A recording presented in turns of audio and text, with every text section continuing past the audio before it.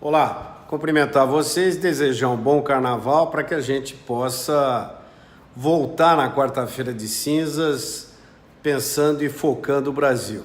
É muito importante que a gente tenha esse período de relaxamento exatamente para que a gente possa pensar um pouco sobre as coisas que estão acontecendo no país, principalmente com relação a uma palavra que se chama intolerância. O Brasil, ele passou a ser muito disputado nas redes sociais com opiniões de intolerância. Isso, na verdade, não vai nos levar absolutamente a lugar nenhum.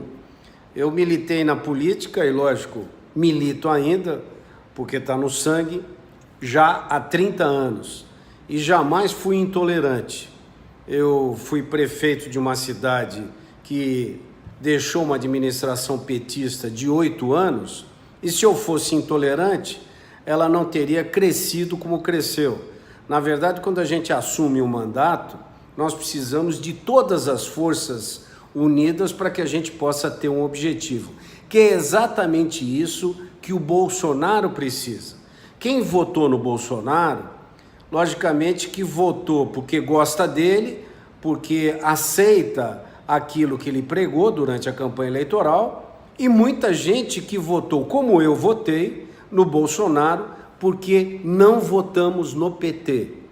Então, essa ideia de que a gente precisa, e o Bolsonaro precisa, de muita união, porque ele não tem a totalidade dos seus eleitores, isso é um fato.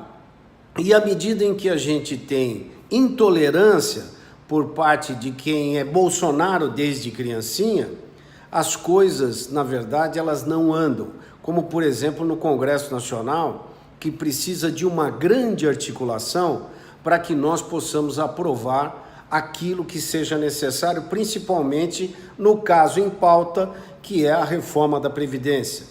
E quando a gente percebe que não há esta grande articulação em temas que são muitas vezes muito polêmicos, porque mexe com a vida das pessoas, com o dia a dia de cada um, com o salário de cada um e também com a perspectiva futura de receber a sua aposentadoria, tudo isso fica muito difícil na Câmara e no Senado.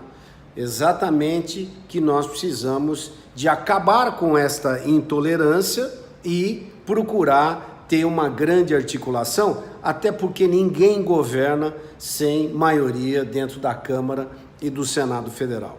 Importante dizer que nós precisamos ter a consciência de que quando o próprio governo faz algumas mudanças, algumas modificações, algumas alterações nos seus projetos, ele precisa ter esta parceria com a Câmara e com o Senado Federal para que nós possamos apresentar e aprovar projetos.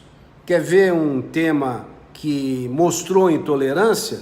Foi a indicação do ex-juiz, do ministro da Justiça, Sérgio Moro, que com certeza, na minha opinião, virou ministro, porque, logicamente, espera uma oportunidade de se tornar ministro do Supremo Tribunal Federal quando um dos ministros forem se aposentar.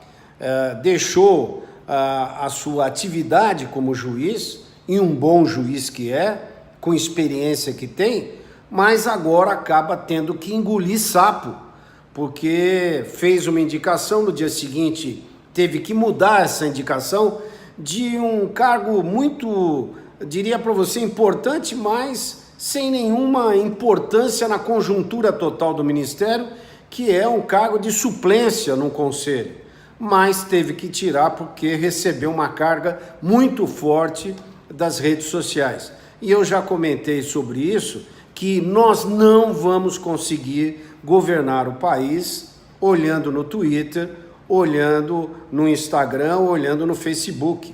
Isso é impossível, porque muitas vezes você tem que tomar medidas que são amargas, mas necessárias para o dia a dia da vida brasileira. Por outro lado, a gente tem agora uma notícia triste, que é a morte do neto do ex-presidente Lula. É claro que ele tem direito de ir no velório e no enterro do neto. Isso é óbvio, até porque a lei lhe permite isso, e é muito importante que a Polícia Federal, toda essa estrutura de segurança, lhe dê segurança, porque ele tem o direito de visitar o seu neto. Nós estamos num país democrático e nós precisamos respeitar os diversos lados.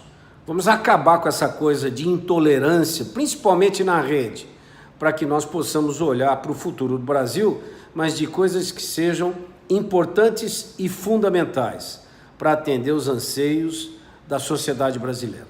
Um abraço a vocês.